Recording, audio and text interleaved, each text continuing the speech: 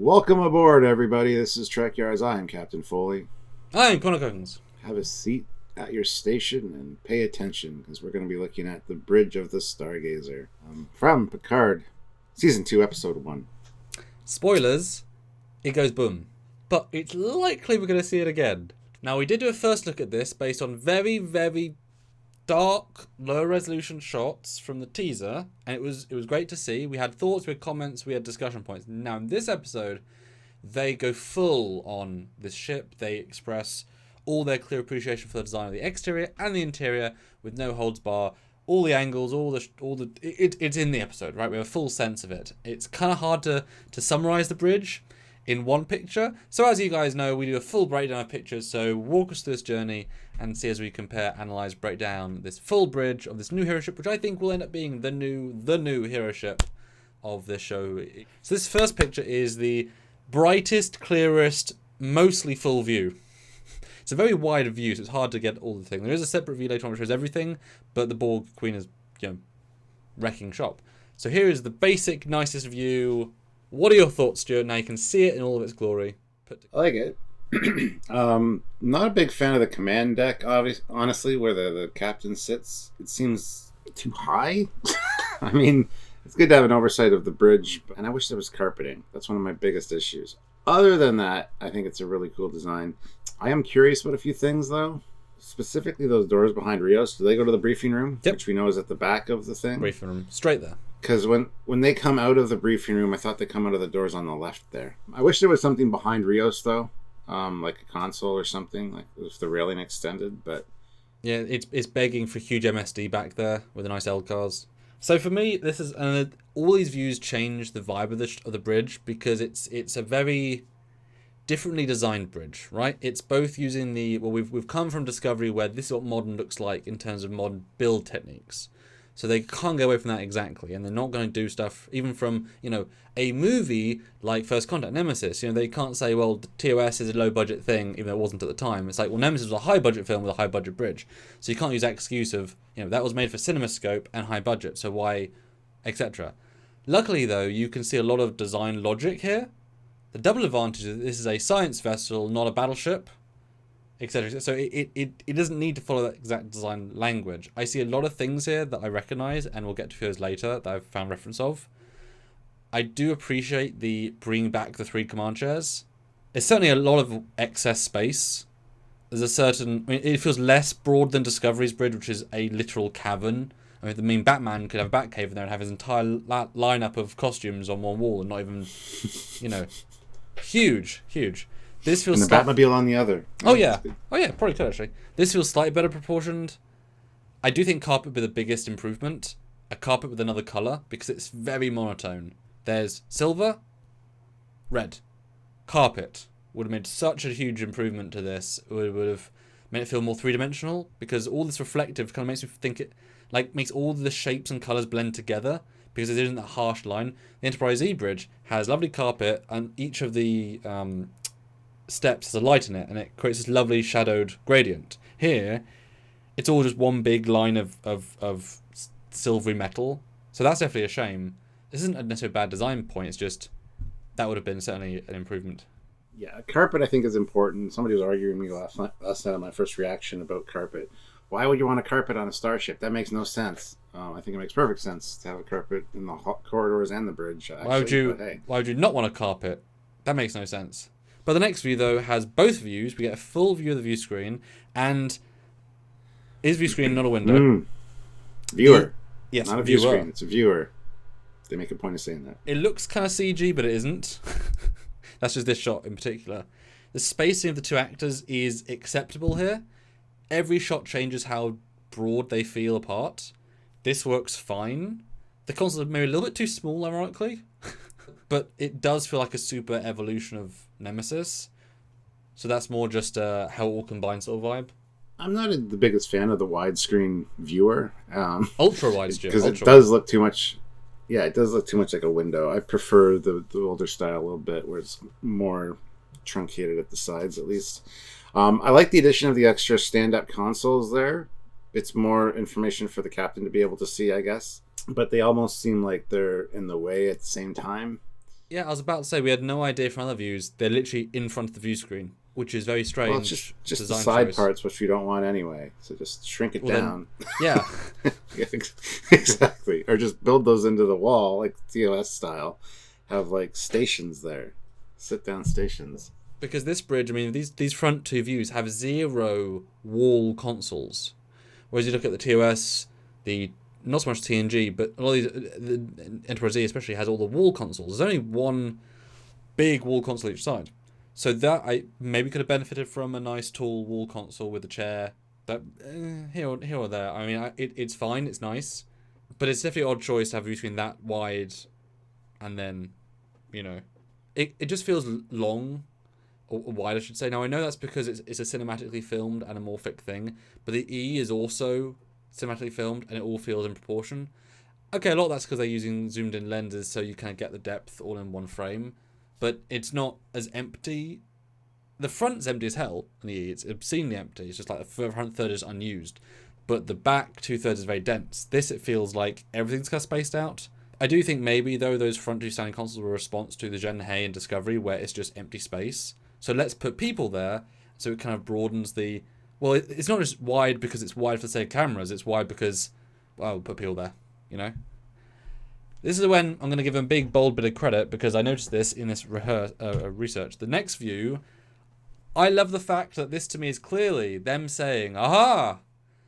In all good things, the future of Starfleet design included curved steps. So what are we going to include in our ship? Curved steps up into the front console front bridge. I'm like, you know what? Sure. Because they are linked to all good things in a few different ways, or at least that possible future. So you know what? When I put that in my brain, I'm like, okay. Feels a bit like a tripping hazard, but there's a precedent. Yes. That's exactly what I thought when I saw the stairs for that first shot, particularly. Especially 3 stairs. That seems like a lot excessive. 1 or 2 is fine. But yeah, the D feels ramp, okay there. Yeah, exactly. Just because at one point they actually get hit and they fall down. One of them falls down the stairs. I don't know. That doesn't seem safe on a bridge to me, anyway. You imagine Rios going forward, literally a very, very full. That's a hell of a drop if it goes on front of the stairs. It doesn't look safe, but then again, there's so many things that aren't safe. I mean, these ships aren't designed for battle, and so to take it as a in battle X, Y, and Z is the problem. But I definitely, when these compared, you do see that there is definitely Enterprise D connective tissue here that aesthetically, even though you don't see it until you see it, This just highlights to me the importance of carpet. Just for color, just for texture, just for lighting. Like, it helps in so many ways. And looking at these 2 bridges, if I had to pick one for my starship that I had to command, it would definitely be the lower one. Just like the look of it better. No offense to the Stargazer one. It's more advanced, bigger screens, all that jazz. But comfort-wise, like, it just... Carpet, guys. Come on. I know you finished filming season 3 this week, but can you go ahead and reshoot with the carpet now? Yeah, I don't know why. It seems... CG it in. I don't know. And it would have helped to differentiate from Discovery as well, because that aesthetic is now the mega past. I don't know why. It seems like... I'm sure there's a distinct reason, but it can't be because it made things look nicer on screen, It looks more cluttered with all the reflections of lights and railings, and it just takes away, I think. Sorry. But the next view, though, is... So as all good things, they modified the ship, and they kept those modifications for generations, which then was the super wide, which I know is your favourite version of the D bridge. This is not obviously a representation of the future, but just an overall design aesthetic that matches the angle better. I love the fact that the chairs are clearly reminiscent to that in the E. You feel the design connection, although I'm kind of sad they make Rios more different. Because even though Picard isn't very different, it's actually more different than you think, and has a certain different stance. I wish there was a bit more variety. I mean, small thing, but it would be nice to be a bit more different, personally. Although I'm glad he hasn't got any holograms that he zooms up on his whatever. But yeah, what do you think? Compare these 2 then, side by side. This one feels more like they took cues from this one. Placement of the turbo lifts and the doors and the side consoles. If they just extended that railing around the back, I think it would have been too much the same. That's maybe why they didn't do that. Like, if they had gone 2 steps up to the chairs and then another step up to the back part, would have been fine. but I think that's just too high. It just seems a little too high. I'm definitely left, though, looking at these two, thinking I really wish, rather than either side of the side bridge chairs, than just agreeably paneling the wall with lights, which aren't too obnoxious. They're just there. Just to be another full console, to kind of give it more wall console. I think that would have been really better. I would have preferred the two consoles up front being there and the greebly bits being on each side of the view screen, which would have tied it to TOS a little bit. Yes, yeah, okay. I mean, there are standing consoles which you can sort of see, but I just think the big broader console, those colours, because if you look the back, there's nothing going on. There's a door in Reese's face in the close-ups. You look at the side, there's lots going on. Look at the front, there's a view screen. The back, literally nothing. You know. Yeah, if you move those stations back there, with the front part the way it is, it would have felt like Tuvok and Kim's stations, somewhat. And I think that would look better for the back. Okay, well, I would still have them face the back, but I could see them facing the front potentially. That would have been interesting. The next view, though, I talked about how the back looks somewhat not empty, but less. The sides, and we've got different side views, really freaking busy. Not in a bad way. And in this top view, obviously, you see the direct side with the only standing consoles. And then the bottom view, you see the greeblies. There is more front greeblies. There is front greeblies on the side as well, which I guess are workman panels, although clearly just something in the wall. What do you think now, looking at these two views? Well, I like the greebly area beside the view screen. It feels very motion picture era. So I do like that, actually. I would have preferred, though, that be there maybe, but have the console that she's standing at coming out of the wall facing this way and have the viewer kind of turned a bit towards the view screen. I think that would have worked a little bit better design-wise, personally. Instead of looking out of place, like it just set it up in front of the view screen, just feels odd. Like almost if it was a last-minute decision. I'll quickly just build something in prop store that'll take a day. We'll slap it there to have something that's an empty space. Yeah. Because it seems like they're in the way of the viewer. But if it's a peripheral vision, but if it's peripheral, why have the view screen that broad? It seems unnecessary. But I do like the side view with the big consoles. But again, the color palette is so minimal, and this isn't a warship. This isn't something dramatic. This is just you have the reds, which are lovely, and the red and blue LCARs. There's no variety here, and even the lights being mostly white and a little bit of blue. The next view, though, is an alternate view. This one, again, the top view shows the two front consoles, which look reasonably appropriately close together. Like I said, it changes perspective all around. And a really nice close view of the side consoles, which in this view now are not on the view screen. They've obviously moved or not moved over. That's weird. And because clearly it's in front of the greeblies. So that is not where it was a minute ago. So clearly that's moved because the cinematographer will say, it's in the way, let's move it. Maybe they're just movable consoles. They're wireless. Well, I could buy. They had almost zero weight because they had an artificial gravity little one. They just physically get, you know. But what a weird thing to do. I didn't even notice that. That's awesome. Well, because it's an action scene, and you take those 3 frames. I noticed that. Haha! Analyze, new analyze. The next view, though, is a highlighting of Borg Queen or potential Borg Queen jumps in, and we see a close-up view, a nice close-up view, really in focus one, of the front consoles. Now, we'll see this in a minute.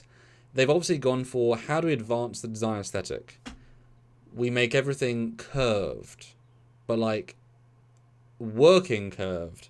So all the LCARs are curved, and you look at that phenomenal gradient on the right of the console. It blends in, and it's not protostar off the wall, off the thing.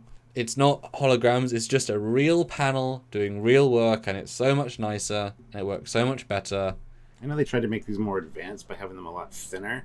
I'm not the biggest fan of that. I like the chunkier look of the one from TNG. I do like the wraparound console for sure. There, that's nice. Yeah, it just needs to be a bit thicker. That really is it. I think just a bit more oomph, because it just feels very not toothpick, but it feels like not in proportion to the person using it. I feel like if you're on set, it'd feel big. It's just then how the lenses use it. But I do like the design overall, and it is a logical evolution. It doesn't feel Discovery, which thank goodness they didn't do this, because then how far can you go? I'm sure they were banging their heads against the wall saying, God damn it, what can we do that Discovery hasn't done? How can we look future? And they've already looked everything future. So I'm sure they said that already. The next view, though, is this big open view that I teased, but, it was dark, so I saved it for later. You can now see the very Enterprise E style top. We have now finally got the top ball dome thing, including wraparound lighting, very much like the E. So I'm very happy to see it. You really don't get a vibe of this, but I caught it in this one frame. Obviously, the massively variant red alert lights. What do you think now? You see basically a whole bridge in context. I like it. I really do. I like the way the pillars go up into the ceiling and stuff. Like, that's kind of the bridge design we've had for a long time in Trek. It feels better this way. I still think the 3 steps is too much, though. Just one too much. It's kind of bothering me. It's a good look, and I do like the doors behind them. It's a nice idea. But yeah, I really wish it was an MSD or something back there instead. It hides the scale. It will feel more proportion like this, but it does feel like they're on a very much an island. But yeah, I love the ceiling. The next view, though, is focused on the LCAR specifically, and they're just on the sides. And as I said, this thing has got curved LCARs, which in fact was there on the Relativity. So they're not the first to do this, but that's their evolutionary step, is we're going to make curved screen walls, which does, feel sleeker. We know that Okuda helped with these, and it's shows for sure. It's an evolution of what we've seen. I go back and forth on this one. The panels, all the displays all seem way too big. Everything seems oversized, and in some spots very cluttered, which was a problem in Picard season 1. Oh god, yeah. Where on Mars, and all of those displays seemed very cluttered, very industrial.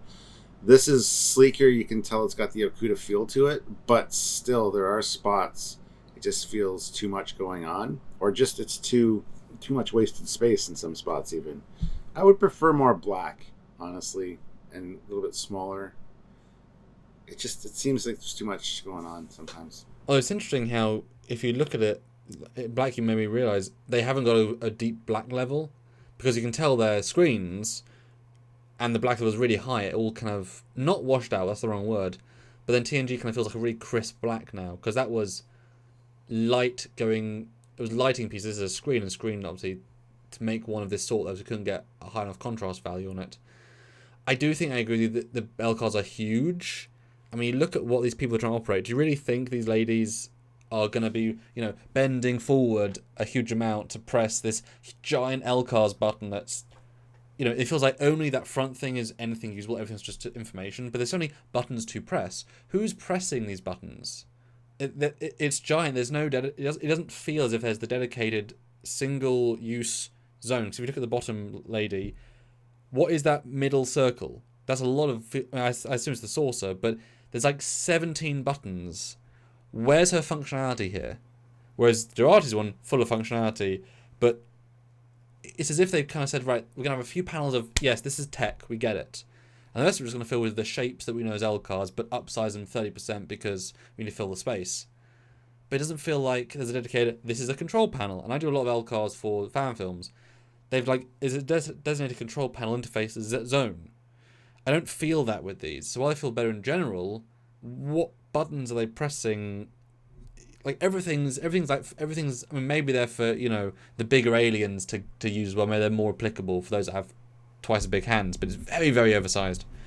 Yeah, a lot of the buttons are super oversized, and that's one of the issues I have. It's like they design something really cool looking, but then they're like, okay, here it is, and they're like, oh, we got to fill this space. So it's just fill that space with this, and it's like, oh, maybe we do some tweaks, but it's also as if they didn't design them to be on curved. Which, why would you? I mean, that might have been a very late thing. And so then, right, now we've got to make these shapes then bend, and which we've never done before, and they couldn't test it. It looks to me as if they, how when you have a Chrome tab and you can zoom in slightly, everything kind of gets out of whack. Looks as if the LCARs were zoomed in because, your granddad's coming on board, which he was. Everything's like zoomed in to 150% so he can read it all. It's kind of like my granddad has that with his iPhone, or with his phone. It's like, Admiral Picard's coming on board. Magnify it 200%, please.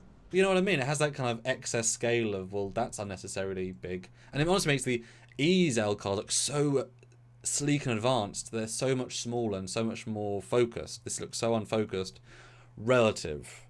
Like, if I was to do this bridge, I would just do normal L cards. I think it would look a lot nicer.